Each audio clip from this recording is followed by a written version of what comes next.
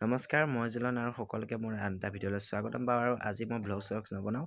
আজি সাধাৰণ এটা মই কথা লৈ পেলাই আহিছিলোঁ যে মই সেইটো ভিডিঅ'ত কৈছিলোঁ যে আমাৰ শ্বৰ্ট ফিল্ম এখনৰ কথা। সেই শ্বৰ্ট ফিল্মখনৰ কথাকে মই আজি আলোচনা কৰিব বিচাৰিছোঁ। মানে আলোচনাটো এইটোৱে, এটা সামান্য কথা, মানে কি আমাৰ শ্বৰ্ট ফিল্মখন ইতিমধ্যে আমাৰ ৰক্তিম, আমাৰ লগৰ যি ৰক্তিম বোলা, সেই তাৰ লিখি ইতিমধ্যে হৈছেহি।